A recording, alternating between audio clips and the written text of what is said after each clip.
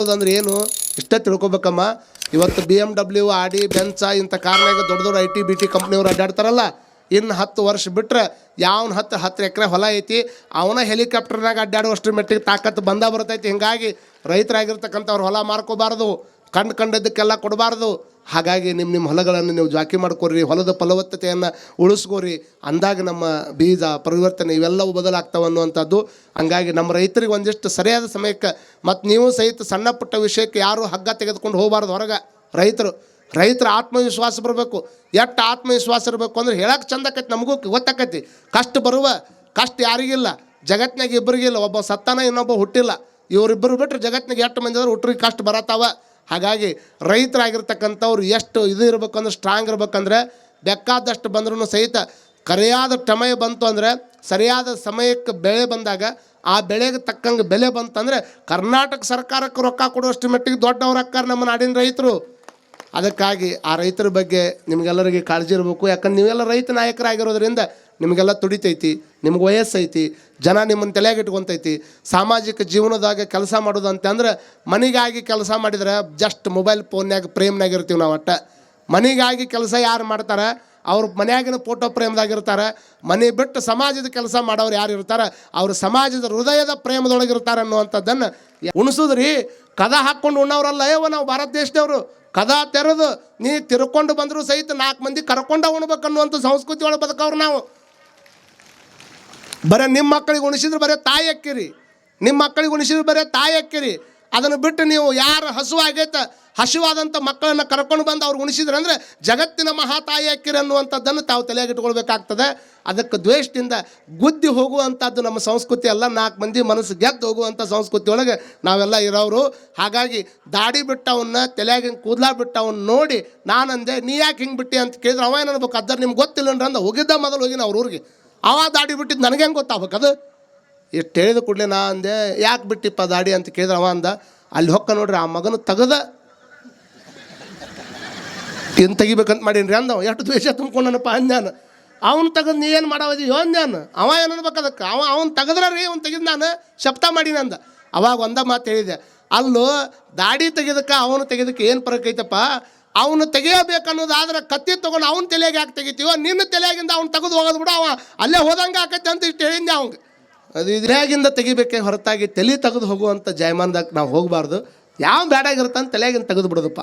ಆಗದು ಹಾಕೈತಿ, ಹೋಗೋದು ಹೊಕ್ಕೈತಿ, ಎಲ್ಲ ಹೊಕ್ಕೈತಿ. ಜಗತ್ತು ಏನು ಬೇಕಾದಷ್ಟು ವಿಶಾಲ ಐತಿ ಜಗತ್ತು. ಯಾರಿಂದ ನಡೆಯಂಗಿಲ್ಲ. ಜಗತ್ತು ನಡೆಸೋ ಒಬ್ಬ ಜಗದ ಯಂತ್ರ ವಾಹಕ ನೀನೇ ಅಯ್ಯ, ನಾನೇ ಮಾಡಿದೆ ನಾನೇ ಮುಟ್ಟಿಸಿದೆ ಎಂಬ ಜಂಬದ ಸೊಲ್ಲ ಮಾಡಿದೆನೆಂಬುದು ಮನದಲ್ಲಿ ಹೊಡೆದರೆ ಏಡಿಸಿ ಕಾಡಿಸಿತು ಶಿವನ ಡಂಗುರ. ಮಾಡಿದೆ ಅಂತ ಮನಸ್ಸಿನಾಗ ಬಂತಂದ್ರೆ ಏಡಿಸಿ ಕಾಡ್ತದಂತ ಶಿವನ ಡಂಗುರ. ಏನಪ್ಪ ನಾ ಮಾಡೀನಿ ಅಂತ ಹೇಳ್ತಿಲ್ಲ. ಏನು ಮಾಡಿಯೋ, ನಾ ಕೊಟ್ಟು ಹೊಲದಾಗ ಬೆಳ್ಕೊಂಡ್ಬಂದು, ನಾ ಕೊಟ್ಟು ನೀರು ಕುಡಿದು ಬದುಕಾಕತ್ತಿ, ನಾ ಕೊಟ್ಟು ಗಾಳಿ ತೊಗೊಳಕತ್ತಿದ್ದಿ, ಮತ್ತೊಮ್ಮೆ ಮ್ಯಾಗ 10 ರೂಪಾಯಿ ಪಟ್ಟಿ ಕೊಟ್ಟರು ನಾನೇ ಕೊಟ್ಟೆ ಅಂತ ಹೇಳ್ತೀಯಲ್ಲ. ಮಾಡಿದೆ ನೆಂಬುದು ಮನದಲ್ಲಿ ಹೊಳೆದರೆ ಏಡಿಸಿತು ಕಾಡಿಸಿತು ಶಿವನ ಡಂಗುರ.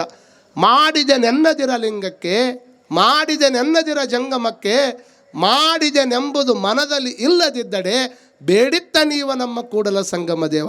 ಮಾಡಿಲ್ಲ ಅಂತ ಮನಸ್ಸಿನಾಗ ಬಂತಂದ್ರೆ ನೀ ಬೇಕಾದ್ದು ಬೇಡ ಅದನ್ನು ಕೊಡುವಂಥ ತಾಕತ್ತು ಪರಮೇಶ್ವರಿಗೆ ಐತೆ ಅನ್ನುವಂಥದ್ದನ್ನು ಈ ಸಂದರ್ಭದೊಳಗೆ ಹೇಳ್ತಾ ಲಾಸ್ಟ್ನೇ ಕಾರ್ಯಕ್ರಮ ಅಲ್ಲಿ ನೋಡ್ರಿ 4 ದಿವಸ ಹೋಗೇ ಬಿಡ್ತಲ್ಲ. ನಿಮ್ಮನ್ನು ಕುಡ್ಸಕ್ಕೆ 4 ದಿವಸ ಹೋಗೈತಿ. ಮಾತಾ ಕೇಳಂಗಿಲ್ಲ ರೀ, ಅಳತಾವ. ಹತ್ತು ಕೂಡಲೇ ಕೈಯ ಮೊಬೈಲ್ ಕೊಡ್ತೀನಿ ರೀ ಸುಮ್ಮನೆ ಅಕ್ಕವ ಅಂತ ಅಂದ್ಲಕ್ಕಿ. ಅಂದ್ರೆ ಮೊಬೈಲ್ ಕೊಟ್ಟು ಕೂಡಲೇ ಹುಡುಗರು ಸುಮ್ಮನೆ ಆಗಕತ್ತಾವ, ತಾಯಿ ಎತ್ಕೊಂಡ್ರು ಸುಮ್ಮನೆ ಆಗಕತ್ತಿಲ್ಲ ಅಂತಂದ್ರೆ ಇಲ್ಲೇನು ಪ್ರಗತಿ ಆಗೈತೆ ಅಂತ ತಿಳ್ಕೊಳಕ್ಕೆ ಹೋಗ್ಬೇಡ್ರಿ ನೀವು. ನೋಡ್ರಿ, ಮೊಬೈಲ್ ಗೆಲ್ಲಾಕತ್ತದ, ತಾಯಿ ಪ್ರೀತಿ ಸೋಲಾಕತ್ತದ. ಇದನ್ನು ತಲೆಗಿಟ್ಟು ಹೋಗ್ಬೇಕು ನಾವೆಲ್ಲ. ಯಂತ್ರ ಗೆಲ್ಲಾಕತ್ತದ. ಯಾವ ಟೈಮ್ದೊಳಗೆ ಮಕ್ಕಳು ಅಳಾಕತ್ತವ ಅಂದ ಕೂಡಲೇ ಆ ಮಕ್ಕಳು ಅಳುವಂಥ ಟೈಮ್ದೊಳಗೆ ತಾಯಿ ಬಂದು ಅಪ್ಪಿಗೆಯನ್ನು ಕೊಟ್ಲು ಅಂತಂದ್ರೆ, ತನ್ನ ಮಕ್ಕಳನ್ನು ತಬ್ಕೊಂಡ್ಲು ಅಂತಂದ್ರೆ ಎಲ್ಲ ಮಕ್ಕಳು ಶಾಂತ ಆಕ್ಕಿದ್ವು. ಯಾಕಂದ್ರೆ ಅದಕ್ಕೆ ತಾಯಿ ಪ್ರೀತಿ ಅನ್ನುವಂಥದ್ದು ಗೊತ್ತಾಗ್ತಿತ್ತು. ಇವತ್ತು ತಾಯಿ ತಬ್ಕೊಂಡ್ರು ಮಕ್ಕಳು ಅಳಾಕತ್ತವ. ಮೊಬೈಲ್ ಕೈಯಾಗ ಕೊಟ್ರೆ ಮಕ್ಕಳು ಸುಮ್ಮನೆ ಕುಂದ್ರಾಕತ್ತಾವ ಅಂದ್ರೆ ಮೊಬೈಲಿಗೆ ಎಲ್ಲಾಕತ್ತದ, ತಾಯಿ ಸೋಲಾಕತ್ತಾಳ ಅನ್ನುವಂಥ ಸಂಕಷ್ಟದ ವಿಚಾರವನ್ನು ನಾವೆಲ್ಲರೂ ತಲೆಯಾಗಿ ಇಟ್ಕೋಬೇಕಾಗತ್ತೆ. ಇವಾಗ ನಂಗೆ ಪ್ಲೇನ್ ವ್ಯವಸ್ಥೆ ಇರಲಿಲ್ಲ, ಯಾರು ಬಂದರೂ ಹಡಗದಾಗ ಬರಬೇಕಾಗಿತ್ತು. ಭೂಮಾರ್ಗದಿಂದ ಬರೋದು ಸಾಧ್ಯ ಇರಲಿಲ್ಲ, ಜಲಮಾರ್ಗದಿಂದನೇ ಬರಬೇಕಾಗಿತ್ತು. ಆ ಜಲಮಾರ್ಗದಿಂದನೇ ಭಾರತ ದೇಶಕ್ಕೆ ಬಂದು ಹೋಗ್ಬೇಕಾದ್ರೆ 6 ತಿಂಗಳು ಹಿಡಿತಿತ್ತು. 6 ತಿಂಗಳು ಹೋಗಕ್ಕೆ ಹೊಕ್ಕೈತಿ, 6 ತಿಂಗಳು ಬರಕ್ಕೆ ಹೊಕ್ಕೈತಿ. ಇದಕ್ಕೆ ಹೋಗಿ ಬರುವಷ್ಟು ಖರ್ಚು ಕೊಡುವಷ್ಟು ರೊಕ್ಕ ನನ್ನ ಹತ್ರ ಇಲ್ಲ. ಆದರೆ ಇದಕ್ಕಿಂತ ಎಲ್ಲದಕ್ಕಿಂತನೂ ಹೆಚ್ಚಾಗಿ ನಾನೇನು ಮಾಡ್ತೀನಿ ಅಂತಂದರೆ ಭಾರತ ದೇಶ ಅಂದ್ರೆ ಹಿಂಗೈತೆ ಅಂತ ಒಂದು ಕಲ್ಪನಾ ಕಟ್ಕೊಂಡೀನಿ ನಾನು. ಎಷ್ಟು ಅದ್ಭುತ ದೇಶ ಐತೆ ಅಂದರೆ, ಈಗ ಹೆಂಗೆ ನಿಮ್ಮ ಮನೆಯೊಳಗೆ ಬೆಡ್ರೂಮ್ ಅದ, ನಿಮ್ಮೊಳಗೆ ಮನೆಯೊಳಗೆ ಬಾತ್ರೂಮ್ ಅದ, ನಿಮ್ಮ ಮನೆಯೊಳಗೆ ಕಿಚನ್ ಅದ, ನಿಮ್ಮ ಮನೆಯೊಳಗೆ ಅಟ್ಯಾಚ್ ಬೆಡ್ರೂಮ್ಗಳದಾವ, ಹಾಲ್ ಅದಾವ, ಬಂದವ್ರಿಗೆ ಹೋಮ್ ಥಿಯೇಟರ್ ಅದಾವ. ಆದರೆ ಎಲ್ಲದಕ್ಕಿಂತ ಹೆಚ್ಚು ಗೌರವ ಎದಕ್ಕೆ ಕೊಡ್ತೀರಮ್ಮ ನೀವು? ಮನೆ ಪೂಜಾ ಕೋಲಿಗೆ ಕೊಡ್ತಾರೆ.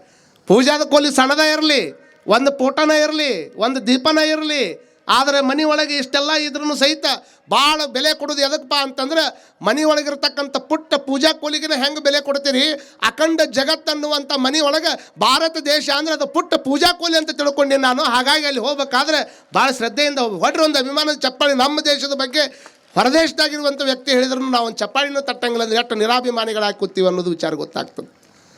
ಅಭಿಮಾನ ಬೇಕು. ನನ್ನ ದೇಶ, ನನ್ನ ಜನ, ನನ್ನ ಮಾನ ಪ್ರಾಣಗನ ತೀರಿಸುವೆ ಇದರ ಋಣ ಒಂದೇ ಜನ್ಮದಿ, ಮತ್ತೊಂದು ಜನ್ಮ ಬೇಕಾಗಿಲ್ಲ, ಮತ್ತೊಂದು ಜನ್ಮ ಬೇಕಾಗಿಲ್ಲ. ಇದಾ ಒಂದು ಜನ್ಮದಾಗನ ಹುಟ್ಟು. ಯಾವ ವ್ಯಕ್ತಿ ಇತಿಹಾಸವನ್ನು ತಿಳ್ಕೊಳ್ಳಂಗಿಲ್ಲ ಆತ ಇತಿಹಾಸವನ್ನು ನಿರ್ಮಾಣ ಮಾಡೋಕ್ಕೆ ಸಾಧ್ಯ ಆಗೋದಿಲ್ಲ. ಅದಕ್ಕೆ ಇತಿಹಾಸವನ್ನು ತಿಳ್ಕೊಬೇಕು. ಅವಾಗ ಒಂದು ಮಾತು ಹೇಳಿದವ, ನಾನೇನು ಭಾರತ ತಿಳ್ಕೊಂಡಿರಲ್ಲ, ಹಂಗೆ ನಾ ಅಲ್ಲಿ ಹೋದಾಗ ಅದು ಇರಲಿಲ್ಲ ಅಂತಂದ್ರೆ ಮನಸ್ಸಿಗೆ ಭಾಳ ನೋವು ಆಗ್ತದೆ. ಈಸ್ತಕ್ಕೆ ನಾ ಏನು ಹೋಗಂಗಿಲ್ಲ, ಮುಂದಿನ ಜನ್ಮ ಅನ್ನುವಂಥದ್ದು ಏನಾದರೂ ಇದ್ದರೆ ನಾನು ಆ ಭಾರತ ದೇಶದೊಳಗನೆ ಜನ್ಮ ತಾಳಬೇಕಂತ ಪರಮಾತ್ಮನ ಹತ್ರ ಬೇಡ್ಕೊತೀನಿ ಅಂದ. ಒಬ್ಬ ಹೊರದೇಶದ ವ್ಯಕ್ತಿ ಭಾರತ ದೇಶದ ಗ್ರಂಥಗಳನ್ನು ಇಂಗ್ಲೀಷಿಗೆ ತರ್ಜುಮೆ ಮಾಡಿ ಎಷ್ಟು ಮಂದಿ ಇತಿಹಾಸವನ್ನು ಬರೆದಿಟ್ಟಾರೆ. ಸಂತರು, ಋಷಿಗಳು, ದೊಡ್ಡ ದೊಡ್ಡ ಯೋಗಿಗಳು, ದೊಡ್ಡ ದೊಡ್ಡ ತ್ಯಾಗಿಗಳು, ನಿರ್ಮಲ ಮನಸ್ಸಿನ ವ್ಯಕ್ತಿಗಳು ತಾವು ಎಷ್ಟೋ ದಿವಸಗಳಿಂದ ಕಂಡು ಉಂಡಿರ್ತಕ್ಕಂಥ ಸತ್ಯಗಳನ್ನು ಯಾರು ವೇದಕ್ಕೆ ಜನಕರು ಯಾರು ಅಂತ ಕೇಳಿದರೆ ಯಾರ ಹೆಸರು ಹೇಳಕ್ಕೆ ಬರ್ತದೆ? ನಾವು ಹೇಳ್ತೀವಿ ಅಷ್ಟೇ, ಬ್ರಹ್ಮನಿಂದ ಉದಯ ಆಯಿತು ಅಂತ. ಅನೇಕ ಜನ ಮಹಾತ್ಮರು ಒಂದು ಅಡವಿ ಒಳಗೆ ಕೂತ್ಕೊಂಡು ತಪಸ್ಸು ಮಾಡಿ ನವದ್ವಾರಗಳ ಕಟ್ಟಿ ಶಿವಧ್ಯಾನದೊಳು ಇರುತ್ತಿರಲು ನವಕಂಡ ಪೃಥ್ವಿಯೊಳಗಿನ ವಿಚಾರವೆಲ್ಲ ಆತನ ಕಿವಿಯೊಳಗೆ ಸರ್ವಜ್ಞ. ಸದಾಕಾಲ ಸ್ಮರಣೆಯನ್ನು ಮಾಡೋದು ಪರಮಾತ್ಮನ ಬಗ್ಗೆ ಸ್ಮರಣೆ ಮಾಡ್ಕೊತ ಕುಂತಾಗ ಪ್ರಕೃತಿ ಸತ್ಯಗಳನ್ನು ಹೊರಗೆ ಹಾಕ್ತದೆ. ಇವತ್ತಿಗೂ ಪ್ರಕೃತಿ ಒಳಗೆ ನಾವು ಎಷ್ಟೇ ಆದರೂ ಬೇಗ ಭಯಂಕರ ನಾವು ಪ್ರಕೃತಿ ಮೇಲೆ ನಿರಂತರವಾಗಿರ್ತಕ್ಕಂಥ ದಬ್ಬಾಳಿಕೆಯನ್ನು ಮಾಡ್ತೀವಿ. ನನಗೆ ಬೇಕಾದಂಗೆ ನಾ ಭೂಮಿ ಹಡ್ತೀನಿ, ನನಗೆ ಬೇಕಾದಂಗೆ. ಬಹುತೇಕ ನೀವು ಮನೆ ಕಟ್ಟಬೇಕಾದ್ರೆ ಭಾಳ ಮಂದಿ ತಾಯಂದ್ರೆ ನಿಮ್ಗೆ ಗೊತ್ತಿರಲಿ ಸತ್ಯ, ಮನೆ ಕಟ್ಟು ಮುಂದೆ ದೇವರಾಜನ ಭೂಮಿ ಪೂಜೆ ಮಾಡ್ತಾರೆ. ಎದಕ್ಕೆ ಮಾಡ್ತಾರೆ ರೀ? ಕಾಯಿ ಕ್ಷಮೆ ಕೇಳಬೇಕು ಅಂತ. ಯಾಕೆ ಯವ್ವ, ನಿನ್ನ ಹಟ್ಟಬೇಕಾದ್ರೆ ಇಲ್ಲಿ ಎಷ್ಟೋ ಇರಿವಿ ಸತ್ತಾವ ಗೊತ್ತಿಲ್ಲ, ನಿನ್ನ ಹಟ್ಟಬೇಕಾದ್ರೆ ಮತ್ತೊಂದು ಜಲಚರ ಪ್ರಾಣಿಗಳು ಇರ್ತಾವ ಅಂಥವು ಸಾಯ್ತಾವ ಗೊತ್ತಿಲ್ಲ, ಭೂಗರ್ಭದೊಳಗೆ ಅಡಿಕೊಂಡಿರ್ತಕ್ಕಂಥ ಎಷ್ಟೋ ಪ್ರಾಣಿಗಳು ಸಾಯ್ತಾವ, ಅಲ್ಲಿ ಗಿಡ ಇರ್ಬೋದು, ಮತ್ತೊಂದಿರ್ಬೋದು. ನನ್ನ ಸ್ವಾರ್ಥಕ್ಕಾಗಿ ನಾನೊಂದು ಮನೆ ಕಟ್ಕೊಳ್ತೀನಿ, ನಿನ್ನ ಮೇಲೆ ನಿನ್ನ ಹೊಟ್ಟೆ ಅಗದು ನನ್ನ ಪಿಲ್ಲರ್ ಅದ್ರಾಗ ಹಾಕಿ ನಾ ಬದುಕೋದಕ್ಕೆ ನಿನ್ನ ಹೊಟ್ಟೆ ಆಗ್ಯಾಕತ್ತೇನವ, ಅದಕ್ಕಿಷ್ಟೆಲ್ಲ ಆದ್ರೆ ನೀ ತಡ್ಕೊ ಅಂತ ತಿಳ್ಕೊಂಡು ಮೊದಲು ಆಕೆಗೆ ಪೂಜೆ ಮಾಡ್ತಾಳೆ. ಅಂದ್ರೆ ಪೂಜೆ ಮಾಡೋದು ಆಮೇಲೆ ಹಡ್ಡಕ್ಕೆ ಚಲೋ ಮಾಡೋದು. ಮೊದಲು ಪೂಜೆ ಮಾಡೋದು ಆಮೇಲೆ ಹಡ್ಡಕ್ಕೆ ಚಲೋ ಮಾಡೋದು. ನೀವು ಮಾಡ್ತಿರಲ್ಲ, ಮೊದಲು ಭಾಳ ಚಂದ ಪಾದ ಪೂಜೆ ಮಾಡೋದು, ಬಂದಾಗ ಭಾಳ ಚಲೋನ ಅನ್ನೋದು, ಆಮೇಲೆ ಪ್ರಾಣ ತಿನ್ನಕ್ಕೆ ಚಲೋ ಮಾಡೋದು. ಅಂದ್ರೆ ಪೂಜೆ ಮಾಡಿ ಭೂಮಿ ಹಡ್ದಂಗೆ ಆಕತ್ತಿದ್ದು ಅಷ್ಟೆ. ಕಾರಣ ಏನು ಅಂತಂದರೆ ಭೂಮಿ ತಾಯಿ ಇಷ್ಟೆಲ್ಲ ಸಹಿಸ್ಕೋತಾಳೆ ಅನ್ನುವಂಥ ಕಾರಣಕ್ಕೆ ಆಕೆಗೆ ಪೂಜೆ ಮಾಡುವಂತಹ ಪ್ರಯತ್ನವನ್ನು ನಾವೆಲ್ಲರೂ ಮಾಡ್ತಾರೆ. ನಾವು ಹೇಳಬೇಕಾಗಿರುವಂತಹ ವಿಚಾರ ಏನು ಅಂತಂದರೆ, ನಿಮಗೆಲ್ಲರಿಗೂ ಗೊತ್ತಿರಬೇಕು, ಅಂತಹ ವ್ಯಕ್ತಿಗಳು ಈ ನಾಡಿನೊಳಗೆ ಹುಟ್ಟು ಬರಬೇಕು ಅಂತ ತಿಳ್ಕೊಂಡು ಎಷ್ಟು ಆನಂದವಾಗಿ ಈ ನಾಡಿನ ಬಗ್ಗೆ ಹೊಗಳ್ಕೊತ ಬಂದಾರೆ. ಅದ್ರ ಬಗ್ಗೆ ನಮಗೆಲ್ಲ ಚಿಂತನೆ ಇರಬೇಕು. ಕಾರಣ ಇಷ್ಟೇ, ಜಗತ್ತನ್ನುವಂಥದ್ದು ಒಂದು ದೊಡ್ಡ ಅದ್ಭುತವಾಗಿರ್ತಕ್ಕಂಥದ್ದು. ನಮ್ಮ ದೇಶದ ಹೆಮ್ಮೆ, ನಮ್ಮ ದೇಶದ ಪರಿಮಾಣ ಏನೇನೈತೆ ಅನ್ನುವಂಥದ್ದು ನಮಗೆ ಗೊತ್ತಾಗಲಿಲ್ಲ ಅಂತಂದ್ರೆ ಯಾರಿಗೆ ಗೊತ್ತಾಗ್ತದೆ? ಈ ದೇಶದೊಳಗೆ ಬಹುತೇಕ 140 ಕೋಟಿ ಜನ ಹೆಚ್ಚದ. ಈ ದೇಶದೊಳಗೆ 140 ಕೋಟಿ ಹೆಚ್ಚು ಜನ ಅದಾರ. ಜನಸಂಖ್ಯೆ ಒಳಗೆ ನಾವು ಭಾಳಷ್ಟು ಮುಂದದೀವಿ. ಈಗ ಇಡೀ ಜಗತ್ತಿನ ಜನಸಂಖ್ಯೆಯನ್ನು ತೆಗೆದುಕೊಂಡ್ರೆ 823 ಕೋಟಿಗೂ ಹೆಚ್ಚು ಜನ ಅದಾರ ಇಡೀ ಜಗತ್ತಿನ ತುಂಬ. ಎಷ್ಟು? 823 ಕೋಟಿಗೂ ಹೆಚ್ಚದಾರ ಜನ. ಮತ್ತು ಒಂದು ದಿವಸಕ್ಕೆ ಒಂದು ಕಡೆ ಜನ ಎಷ್ಟು ಸಾಯ್ತಾರೆ ಅಂದರೆ ಇಡೀ ಜಗತ್ತಿನ ತುಂಬ 4 ಲಕ್ಷ ಜನ ದಿವಸಕ್ಕೆ ಹುಡ್ತಾರೆ, 1.5 ಲಕ್ಷ ಜನ ದಿವಸ ಸಾಯ್ತಾರೆ. ಹೌದಲ್ರಿ? 4 ಲಕ್ಷ ಜನ ಹುಡ್ತಾರೆ, 1.5 ಲಕ್ಷ ಜನ ಸಾಯ್ತಾರೆ. ಇದು ಜಗತ್ತಿನ ಜನಸಂಖ್ಯೆ. ಆದರೆ 67,000 ಜನ ಇಂಡಿಯಾದಾಗ ಹುಡ್ತಾರೆ, 27,000 ಜನ ಸಾಯ್ತಾರೆ ಈ ದಿವಸ. ನಾವಿಲ್ಲಿ ಮಾತಾಡಕತ್ತೀವಿ ಅಂದರೆ ಎಷ್ಟೋ ಮಂದಿ ಸಾಯಕತ್ತಾರೆ. ನಾವಿಲ್ಲಿ ಮಾತಾಡಕತ್ತೀವಿ, ಎಷ್ಟೋ ಮಂದಿ ಹುಟ್ಟಾಕತ್ತಾರೆ. ನಮ್ಮ ದೇಶದಾಗ ಅಷ್ಟೇ, ಜಗತ್ತಿನ ತುಂಬ ತಗೊಳ್ದು ಇಂಥ ಜ್ಞಾನವನ್ನು ತಿಳ್ಕೊಬೇಕು ನಾವು. ಏನು ನಡೀತದೆ ನಮ್ಮ ದೇಶದೊಳಗೆ, ಏನಾಗಕತ್ತದ ನಮ್ಮ ದೇಶದೊಳಗೆ, ಇದನ್ನೆಲ್ಲ ತಲೆಯಾಗಿಟ್ಕೋಬೇಕಾಗ್ತದೆ. ಹಾಗಾಗಿ 67,000 ಜನ ನಿತ್ಯ ಜನನ ಮಾಡ್ತಾರೆ. ಆ 27,000 ಜನ ನಿತ್ಯ ಈ ಜಗತ್ತನ್ನು ಬಿಟ್ಟು ಹೋಗ್ತಾರೆ. ಬಿಟ್ಟು ಹೋಗೋದಂತರೂ ಪಕ್ಕ ಅದ ಅನ್ನುವಂಥದ್ದು ಎಲ್ಲರಿಗೆ ಖಾತ್ರಿ ಅದ. ಈ ಜಗತ್ತನ್ನು ಬಿಟ್ಟು ಹೋಗ್ಬೇಕಾದ್ರೆ ಹೆಂಗೆ ಬಿಟ್ಟು ಹೋಗ್ಬೇಕು ಅನ್ನುವಂಥದ್ದನ್ನು ಚಿಂತಕರು ಹೇಳ್ತಾರೆ. ಇಲ್ಲಿ ಇದ್ದಂಗಿರಬೇಕು, ಇಲ್ಲಿ ಇರಲಾರ್ದಂಗೆ ಇರಬೇಕು, ಇಲ್ಲಿ ಇದ್ದಂಗೆ ಇರಬೇಕು, ಇಲ್ಲಿ ಇರಲಾರ್ದಂಗೆ ಇರಬೇಕು. ಆ ಪರಮಾತ್ಮ ಮೃತ್ಯುಂಜಯಪ್ಪ ಒಂದು ದಿವಸ ನಮ್ಮನ್ನು ಕರಿತಾನೆ, ಎದ್ದು ಹೋಗುವಂಗಿರಬೇಕು. ಎದ್ದು ಹೋಗೋ ಮುಂದೆ ಹಂಗೆ ಹೋಗಂಗಿಲ್ಲ, 4 ಮಂದಿ ಮನಸ್ಸು ಗೆದ್ದ ಹೋಗ್ಬೇಕು ಅನ್ನುವಂಥ ಕಾರಣಕ್ಕೆ ನಾವೆಲ್ಲ ಕುಂತೀವಿ. ನೀವು ಗೆದ್ದು ಹೋಗೋ ಮಂದಿ ಅಲ್ಲಿ, ನೀವು ಮತ್ತೊಬ್ಬರು ಗುದ್ದೆ ಹೋಗೋರು. ನೀವು 4 ಮಂದಿ ಕೂಟ ಗುದ್ದಾಡಿ ಎದ್ದವ್ರು ಇದು ಮಾಡಿಕೊಂಡು ಭಾಳ ಮಂದಿ ಅಂತಾರೆ. ಮೊನ್ನೆ ಒಬ್ಬ ಒಂದು ದೊಡ್ಡ ದಾಡಿ ಭಯಂಕರ ತಲೆ ಮೇಲೆ ಸಿಕ್ಕಾಪಟ್ಟಿ ಕೂದಲ ಬಿಟ್ಟಾನ, ಉದ್ದಕ್ಕೆ ದಾಡಿ ಬಿಟ್ಟಾನ. ನಾವು ಮುಂಜಾನೆ ಹೇಳ್ತೀವಿ 6 ಗಂಟೆಗೆ, ನಿಮಗೆಲ್ಲ ಗೊತ್ತಿರಲಿ ಮನಕೊಡ ತಾಯಂದಿರಿಗೆ, ಸುತ್ತಮುತ್ತ ಹಳ್ಳಿಯವ್ರಿಗೆ. ನಾವು ಎಲ್ಲೆಲ್ಲಿ ಪ್ರವಚನ ಮಾಡಕ್ಕೆ ಹೋಗ್ತೀವಿ, ಮುಂಜಾನೆ 5:30 ಪಾದಯಾತ್ರೆ ಹೋಗ್ತೀವಿ.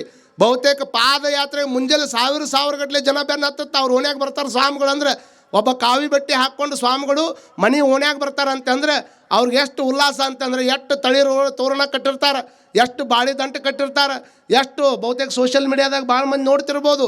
ಎಷ್ಟು ರಂಗೋಲಿ ಹಾಕ್ತಿರ್ತಾರೆ, ಎಷ್ಟೆಲ್ಲ ರಂಗೋಲಿ ಹಾಕಿ ಮನೆ ಮುಂದೆ ಪುಟ್ಟ ದೀಪ ಹಚ್ಚಿ, ನಿನಗಾಗಿ ಓ ದೇವನೇ, ರವೀಂದ್ರನಾಥ್ ಟ್ಯಾಗೋರ್ ಅವ್ರು ಹೇಳ್ತಾರೆ, ನಿನಗಾಗಿ ಓ ದೇವನೇ ಮನೆಯ ಮುಂದೆ ಚಳೆ ಕೊಟ್ಟು ಹದ ಮಾಡಿ ಸಾರಿಸಿ, ಸಗಣಿಯಿಂದ ಸಾರಿಸಿ ನಿನಗಾಗಿ ದಾರಿ ಕಾಯುತ್ತಿರುವೆ. ಈಗ ಬಾ, ಸದ್ಯ ಬಾ, ಆಗ ಬಾ, ಚಿಂತೆ ಇಲ್ಲ.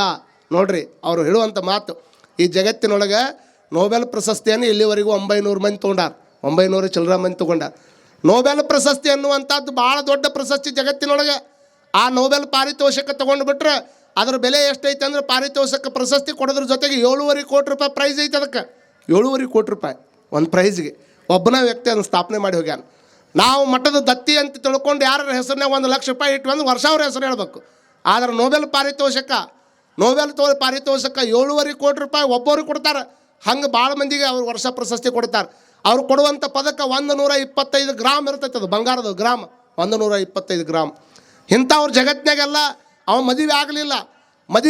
ಅವ ಅದನ್ನು ಇಡಬೇಕಾದ್ರೆ ಒಂದು ಸುದ್ದಿ ಬಂತ ಅವ ಈಗೇನು ಡೈನಾಮಿಟ್ ಅಂತೀವಲ್ಲ, ದೊಡ್ಡ ಬಾಂಬು ಗುಂಡು ಹಾರಿಸ್ತಾರೆ, ದೊಡ್ಡ ಸುರಂಗ ತೆಗಿಬೇಕಾದ್ರೆ ಬ್ಲಾಸ್ಟ್ ಮಾಡೋಕೆ ಉಪಯೋಗ ಮಾಡ್ತಾರಲ್ಲ, ಅದನ್ನು ಕಂಡು ಹಿಡಿದಿರುವಂಥ ವ್ಯಕ್ತಿ ಅವ ಜಗತ್ತಿನಾಗ. ಅದನ್ನು ಕಂಡು ಹಿಡಿದ್ರೆ ಸಿಕ್ಕಾಪಟ್ಟಿ ರೊಕ್ಕ ಮಾಡಿದ. ಅದನ್ನು ಕಂಡು ಹಿಡಿದಿದ್ದು ದೊಡ್ಡ ಬಂಡಿ ಹೊಡ್ಯಾಕೆ, ದೊಡ್ಡ ಸುರಂಗ ಮಾಡಾಕೆ. ಇಂಥದ್ದಕ್ಕೆ ಅವ ಡೈನಾಮಿಟ್ ಕಂಡು ಹಿಡಿದ್ರೆ ಭಾಳ ಮಂದಿ ಮತ್ತೊಬ್ಬರು ಪ್ರಾಣ ತೆಗಿಯಾಕೆ ಅದನ್ನು ಯೂಸ್ ಮಾಡಿಕೊಂಡ್ರು. ವಿದ್ಯುತ್ ಯೂಸ್ ಮಾಡಿಕೊಂಡು ಎಷ್ಟೋ ಮಂದಿ ಪ್ರಾಣ ಕಳ್ಕೊಂಡ್ರು. ಆ ಟೈಮ್ದೊಳಗೆ ಒಬ್ಬ ಪತ್ರಿಕೆಯೊಳಗೆ ಬರೆದಿದ್ದ, ಅವ್ರ ತಮ್ಮ ಒಂದು ಯಾವುದೋ ಸ್ಫೋಟವನ್ನು ಲೀಕೇಜ್ ಆಗಿತ್ತು, ಅದರ ಸ್ಫೋಟದಿಂದ ಅವ್ರು ಸತ್ತು ಹೋಗಿಬಿಟ್ಟ. ಆ ತಮ್ಮ ಸತ್ತಿದ್ದಕ್ಕೆ ಪತ್ರಿಕೆಯೊಳಗೆ ಹೆಡ್ಲೈನ್ ಒಬ್ಬ ಬರೆದಿದ್ದ, ಸಾವಿನ ವ್ಯಾಪಾರಿ ಸತ್ತ. ಅವ ಬರೆದಿದ್ದು ಹಿಂಗೆ, ಸಾವಿನ ವ್ಯಾಪಾರ ಅಂದರೆ ಮತ್ತೊಬ್ಬರನ್ನು ಕೊಲ್ಲಾಕ ಕಂಡು ಹಿಡಿದಿರುವಂಥ ಔಷಧದಿಂದ ಇವ ದೊಡ್ಡವಾಗ್ಯಾನಲ್ಲ, ಅದಕ್ಕೆ ಸಾವಿನ ವ್ಯಾಪಾರಿ ಸತ್ತ ಅನ್ನುವಂಥದ್ದನ್ನು ತಲೆಯಾಗಿಟ್ಕೊಂಡಂಥ ಸಂದರ್ಭದೊಳಗೆ ಅವ ಅಂದ್ಕೊಂಡ, ನಾ ಸತ್ತ ಮೇಲೆ ಜನ ನನ್ನ ಸಾವಿನ ವ್ಯಾಪಾರಿ ಅಂತಾರಂದ್ರೆ ಇಂಥ ಬದುಕು ಬೇಡ, ನಾ ಇರುವಾಗ ನನ್ನ ಬಗ್ಗೆ ಹೊಗಳುವಂಗೆ ನಾ ಬದುಕಬೇಕು. ಈ ಜಗತ್ತಿನ ಮಾನವ ಕುಲಕೋಟಿಯ ಗುರಿಯನ್ನು ಎತ್ತರ ಮಾಡೋದಕ್ಕೆ ಎಷ್ಟು ಮಂದಿ ದುಡಿತಾರೆ ಅಂಥವ್ರಿಗೆಲ್ಲ ನೋಬೆಲ್ ಪಾರಿತೋಷಕ ಕೊಡಬೇಕಂತ ತಿಳ್ಕೊಂಡು ಅವತ್ತಿನ ಕಾಲಕ್ಕೆ ದೊಡ್ಡ ಮೊತ್ತವನ್ನಿಟ್ಟು ಆತ ಸಾಯ್ತಾನ. ಅದ್ರ ಪರಿಣಾಮವಾಗಿಯೇ ನೋಬೆಲ್ ಪಾರಿತೋಷಕ ಇವತ್ತು ಬರ್ತದೆ.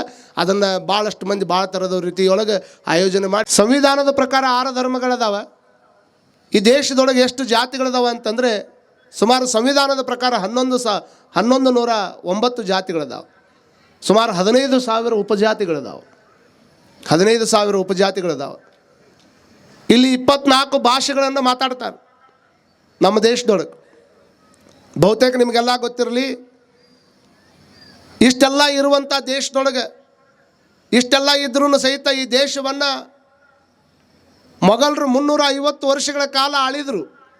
ಯಾಕೆ ಆಳಿದರು, ಹೆಂಗೆ ಆಳಿದರು ಅದ್ರ ಬಗ್ಗೆ ಭಾಳ ಚರ್ಚೆ ಮಾಡುವಂಗಿಲ್ಲ. 350 ವರ್ಷಗಳ ಕಾಲ ಮೊಘಲರು ಆಳಿದರೆ 200 ವರ್ಷಗಳ ಕಾಲ ಬ್ರಿಟಿಷರು ಆಳಿದರು.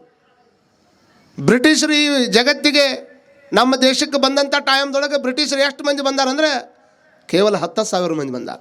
ಅವರೇನು ಲಕ್ಷಗಟ್ಟಲೆ ಮಂದಿ ಬಂದಿಲ್ಲ. 10,000 ಜನ ಬ್ರಿಟಿಷರು ಈ ನಮ್ಮ ನಾಡಿಗೆ ಬಂದರು. ಬ್ರಿಟಿಷರು 10,000 ಮಂದಿ ಬರಬೇಕಾದ್ರೆ ನಮ್ಮ ದೇಶದಾಗ ಜನಸಂಖ್ಯೆ ಎಷ್ಟಿತ್ತಂದ್ರೆ 33 ಕೋಟಿ ಜನ ಇತ್ತು. 33 ಕೋಟಿ ಜನ ಇತ್ತು. 33 ಕೋಟಿ ಜನ ಅವ್ರು ಇಡೀ ಅಖಂಡ ಭಾರತಕ್ಕಾಗಿ ದುಡಿತಾ ಇರಲಿಲ್ಲ. ಯಾಕೆ ಅವ್ರು ನಮ್ಮನ್ನು ಆಳಿದರು ಅಂತಂದರೆ, ನಮ್ದು ಹೆಂಗೀಗ ಕಿತ್ತೂರು ರಾಣಿ ಚೆನ್ನಮ್ಮನ ರಾಜ್ಯದ ಹಂಗೆ ಪುಟ್ಟ ಸಂಸ್ಥಾನಗಳು ಈ ನಮ್ಮ ನಾಡಿನೊಳಗೆ ಕೆಲಸ ಮಾಡ್ತಿದ್ದು. ಇಲ್ಲಿ ಬೇರೆ ಬೆಳವಡಿ ಮಲ್ಲಮ್ಮ ಬೇರೆ, ಕೆಳದಿ ಚೆನ್ನಮ್ಮ ಬೇರೆ, ನಮ್ಮ ಕಿತ್ತೂರು ರಾಣಿ ಚೆನ್ನಮ್ಮ ಬೇರೆ, ಈ ಕಡೆ ನರಗುಂದದ ಬಂಡಾಯ ನರಗುಂದದ ದೇಸಾಯರು ಅಂತಿದ್ರು. ಹೀಗೆ ಸಣ್ಣ ಈ ಕಡೆ ಸುರಪುರದ ದೇಸಾಯರು, ಸುರಪುರದ ನಾಯಕರು. 510 ಸಂಸ್ಥಾನಗಳು ಹಿಂದಿವು. ಹಿಂಗೆ 510 ಸಂಸ್ಥಾನಗಳು ತಮ್ಮ ವ್ಯಾಪ್ತಿ ಒಳಗೆ ನನ್ನ ಸಂಸ್ಥಾನ ಉಳಿಸ್ಕೋಬೇಕು, ನನ್ನ ಸಂಸ್ಥಾನ ಉಳಿಸ್ಕೋಬೇಕಂತ ಅವ್ರವ್ರ ಬಡದಾಡ್ತಿದ್ರು. ಅಂಥ ಟೈಮ್ದೊಳಗೆ ಅವ್ರೊಳಗೆ ಹೊಕ್ಕಾಗಿ ಅವ್ರೊಳಗೊಬ್ಬರಾಗಿ ಅವ್ರ ತಲೆ ಕೆಡಿಸಿ ಅವ್ರನ್ನ ಜಗಳ ಮಾಡಕ್ಕೆ ಹಚ್ಚಿ ಅದರ ನನಗಿಷ್ಟು ಕೊಡು ನಿನಗಿಷ್ಟು ಕೊಡು ಅಂತ ಹೇಳ್ಕೊಂತ ಅಖಂಡ ಭಾರತವನ್ನು ತಮ್ಮ ಕೈಯಾಗ 10,000 ಮಂದಿ ತೊಗೊಂಡು ನಮ್ಮ ದೇಶವನ್ನು ಆಳಿದರು. ಎಷ್ಟು ಕ್ರೂರ ಆಳಿದರು ಅಂತಂದರೆ ನಮ್ಮ ಜನಗಳ ಕೈಯಾಗ ಬರ್ಚಿ ಕೊಡ್ತಿದ್ರು, ನಮ್ಮ ಜನಗಳ ಕೈಯಾಗ ಬಿಲ್ಲು ಬಾಣ ಕೊಡ್ತಿದ್ರು, ನಮ್ಮ ಜನಗಳ ಕೈಯಾಗ ಕೋಲ್ ಕೊಡ್ತಿದ್ರು, ಕತ್ತಿ ಕೊಡ್ತಿದ್ರು. ಆದ್ರೆ ಬಂದೂಕುಗಳನ್ನು ಕೊಡ್ತಿರಲಿಲ್ಲ. ಯಾವ ಬಂದೂಕಿನ ವಿದ್ಯೆ ಅದ ಅದನ್ನು ತಾವು ಇಟ್ಕೊತಿದ್ರು. ಯಾಕಂದ್ರೆ ಇವ್ರು ಏನಾದರೂ ಅದನ್ನು ಕಲಿತು ನಮ್ಮ ಮೇಲೆ ಅದನ್ನು ಪ್ರಯೋಗ ಮಾಡಕ್ಕೆ ನಮ್ಮ ಮಾತು ನಡೆಯಂಗಿಲ್ಲ ಅನ್ನುವಂಥದ್ದು ಅವ್ರಿಗೆ ಗೊತ್ತಿತ್ತು. ಹಾಗಾಗಿ ನಮ್ಮ ನಾಡಿನೊಳಗೆ ಅಷ್ಟಾಕುಂಡ ವರ್ಷಗಳ ಕಾಲ 200 ವರ್ಷಗಳ ಕಾಲ ಬ್ರಿಟಿಷರು ಆಳಿದರೂ ಸಹಿತ ನಮ್ಮ ದೇಶ ಛಿದ್ರ ಆಗಿ ಹೋಗಬೇಕಾಗಿತ್ತು.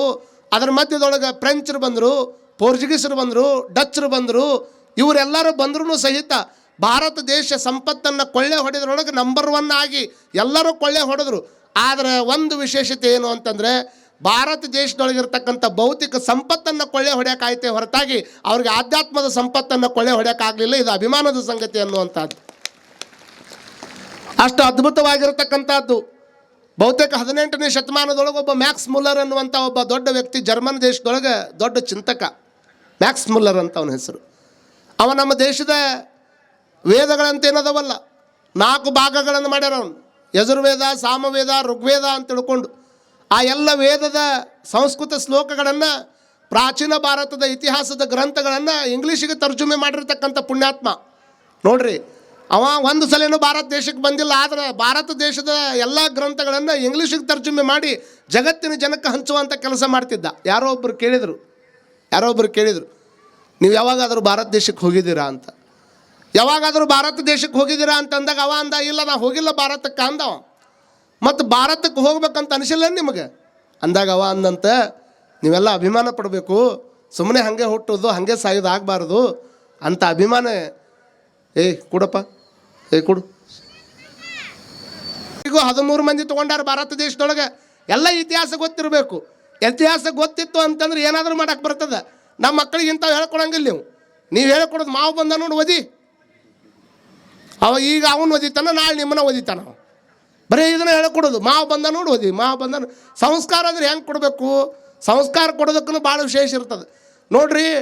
ಅವರು ಈ ಕೆನಾಲ್ ಐತಲ್ಲ, ನಮ್ಮೂರು ಕೆನಾಲ್, ಈ ನಮ್ಮ ಮಠದ ಹಿಂದೆ ಕೆನಾಲ್ ಇಲ್ಲ. ಕೆನಾಲ್ ಮೇಲೆ ಆಶಿ ಅವರಪ್ಪ ಅವರವ್ವ ಮಗ ಕೂಡಿ ಹೊಂಟಾರ. ಮಗನ ಕೈಯಾಗ ಚಾಕ್ಲೇಟ್ ಕೊಟ್ಟಾರ. ಆ ಹುಡುಗ ಕನ್ನಡ ಶಾಲೆ ಹುಡುಗರು ಅಂದ್ರೆ ಒಂದೇ ಟೈಪ್ ಹೊಕ್ಕೋ ಅಂತ ಮಾಡ್ರಿ ನೀವು. ಅವಕ್ಕೆ 20 ಫೂಟ್ ರೋಡ್ ಇದ್ರೂ ನಾವು 80 ಫೂಟ್ ರೋಡ್ನಾಗ ಅಡ್ಡಾಡ ರೂಢಿ ಅವಂಗೆ. ಹಿಂಗೆ ಹೋಗ್ಬೇಕಾದ್ರೆ ಅವ ಹಿಂಗೆ ಅವರಪ್ಪ ಮುಂದದನ, ಅವ್ರವ್ ಹಿಂದದನ, ಇವ ನಡುವೆ ಆಡಾಡ್ಕೊಂತ ಹಿಂಗೆ ಓಡಾಡ್ಬೇಕಾದ್ರೆ ಕೈಯಾಗಿನ ಚಾಕ್ಲೇಟ್ ಕಿನಾಲಾಗಿ ಬಿತ್ತು. ನೀರು ಹರಿಯಾಕತ್ತಿತ್ತು. ನೀರು ಹರಿಯಾಕತ್ತಂಥ ಟೈಮ್ದೊಳಗೆ ಕಿನಾಲ್ದಾಗ ಬಿದ್ದೈತೆ ಅಂತ ತಿಳ್ಕೊಂಡು ಅವ ಏನು ಮಾಡಿದ, ಓಡಿ ಹೋಗಿ ಕಿನಾಲ್ದಾಗ ಓಡ್ಯಾಕೋದು. ಅವ್ರವ ಅಂದ್ಲು, ತಡಿ ಅಂದಕ್ಕೆ. ಸಂಸ್ಕಾರ ಕೊಟ್ಲು ನೋಡಲ್ಲಿ. ಏನು ಸಂಸ್ಕಾರ ಕೊಟ್ಲು? ತಮ್ಮ ಎದಕ್ಕೆ ಕಡೆ ಅದ್ರಾಗ ಹೊಂಟಿದ್ವಿ? ಮಮ್ಮಿ ನನ್ನ ಚಾಕ್ಲೇಟ್ ಬಿದ್ದದ ಅದ್ರಾಗ ಅಂದವ. ಅವಾಗ ಆಕೆ ಅಂದ್ಲು, ಅದಕ್ಕೆ ಯಾಕೆ ಚಿಂತೆ ಮಾಡ್ತಿದ್ದಿ? ಹೇಳ್ಬೇಕಾಗಿತ್ತು ಆಕೆ. ಕರೆನ ಹೇಳಿದ್ರೆ ತಿಳಿತಿತ್ತ ಹುಡುಗಿಗೆ. ನೀ ಯಾಕೆ ಚಿಂತೆ ಮಾಡ್ತಿದ್ದಿ? ತಡಿ, ನಾಳೆ ನಮ್ಮ ಮನೆ ಮಟ್ಟ ನಳ ಬರ್ತಾವ ಮಮ್ಮಿ ಅಂತ ಹುಡುಗ. ಆ ಮನೆ ಒಳಗೆ ನಳ ಎಲ್ಲಿಂದ ಬರ್ತಾವೆ? ಇದ ಕೆನಾಲ್ ನೀರ ಬರ್ತಾವ ಅಂದ. ಹೌದು ಮಮ್ಮಿ ಅಂತದು. ಹೌದು, ನಾಳೆ ಮನೆ ಮುಂದೆ ನಳ ಬರ್ತಾವ. ಆ ಮನೆ ನಳ ಬರ್ಬೇಕಾದ್ರೆ ನಿನ್ನ ಚಾಕ್ಲೇಟ್ ನಳದಾಗ ಬರ್ತೈತಿ, ಯಾಕೆ ತಗೋತೀನಿ ನಡಿ ಮನೆಗೆ ಅಂದಾಕಿ. ತಲೆಯಾಗಿ ಇಟ್ಕೊಂಡಿತ್ತು. ಆಯ್ತು ಬಿಡು ಮಮ್ಮಿ, ನಾಳೆ ತೊಗೊಂಡ್ರಾತಂತ ಮುಂದೆ ಹೋಗಿ ಹಿಂಗೆ ಹೊಳೆ ಬರ್ಬೇಕಾದ್ರೆ ಅವರಪ್ಪ ನೀರು ಕುಡಿಯಾಕಂತ ಕಿನಾಲ್ನಾಗ ಬಂದಾನ, ಡುಬುಕಿ ಹೊಡೆದಾನ. ಅದ್ರಾಗ ಚಾಕ್ಲೇಟ್ ಬಿದ್ದಾಗ ಮಗ ಓಡಿ ಹೊಂಟಿತ್ತು, ಅವರಪ್ಪ ಬಿದ್ದಾಗ ಈಕಿ ಓಡಿ ಹೊಂಟಿದ್ಲು. ನಿಮ್ಮ ಅಪ್ಪ ಬಿದ್ದಾನವ ಬಾಡ್ಯಾಗ, ಇದು ಬಾವ್ಯಾಗ, ಇದು ಕೆನಲ್ಲಾಗ ಅಂತ ಅಕ್ಕಿ ಓಡಿ ಹೊಂಟಾಗ ಮಮ್ಮಿ ಯಾಕೆ ಚಿಂತೆ ಮಾಡ್ತೀಯ ಅಂದವ. ತಿಳಿದೈತ ನಿಮ್ಗೆ? ನೀವು ಶಾಣ್ಯರಿದ್ದೀರಿ, ಹಿಂಗೆ ಶಾಣ್ಯರಿದ್ದೀರಿ ನೋಡಿ. ಅಲ್ಲಿ ಚಾಕ್ಲೇಟ್ ಅಲ್ಲಪ್ಪ, ನಿಮ್ಮ ಅಪ್ಪನ ಬಿದ್ದಾನ. ಮಮ್ಮಿ ನಾಳೆ ನಳ ಬರ್ತಾವಲ್ಲ ಮನೆ ಮುಂದೆ ಬರ್ತಾವ ಅಂದಾಕಿ. ಬರ್ಬೇಕಾದ್ರೆ ಹಂಗೆ ಬರಂಗಿಲ್ಲ, ಅಪ್ಪ ಚಾಕ್ಲೇಟ್ ತೊಗೊಂಡ ಬರ್ತಾನೆ, ನಡಿ ಹೋಗೋಣ ಮನೆಗೆ ಅಂದವ. ಏನು ಮಾಡ್ತೀರಿ? ನಮ್ಮ ಸಂಸ್ಕಾರ ಇಂಥವದಾವ. ಇಂಥ ಸಂಸ್ಕಾರ ಕೇಳಿದ ಕೂಡಲೇ ಮಕ್ಳು ಏನು ಮಾಡ್ತಾವ? ನಾವು ಇಂಥವು ಸಂಸ್ಕಾರ ಹಾಕುವಂಗಿಲ್ಲ. ನಾವು ಹಾಕಬೇಕಾಗಿರುವಂಥದ್ದು ಬೇರೆ ಸಂಸ್ಕಾರ. ಇಂಥ ಇತಿಹಾಸಬದ್ಧ ಮಾತುಗಳನ್ನು ಹೇಳಬೇಕು. 67,000 ಜನ ಹುಟ್ಟಿದ್ರೆ 27 ಜನ ಸತ್ರ. ಅದ್ರಾಗ ನಾನು ಹೇಳಬೇಕಾಗಿರುವಂಥದ್ದು ಕೊನೆಯ ಮಾತೇನು ಅಂದರೆ, ನಿಮ್ಗೆ ಯಾಕೆ ನಾನು ಹೇಳಕತ್ತೀನಿ, ಬರೋದು ಲೇಟಾಗಿ ಬರ್ತಿರಲ್ಲ. ಪಾಪ ಸಿದ್ಧಾರೂಢ ಶರಣರದ ಜಲ್ಲಿ 1 ತಾಸು ಮುಗಿದು ಬಿಡ್ತದೆ ಅವ್ರದ್ದು.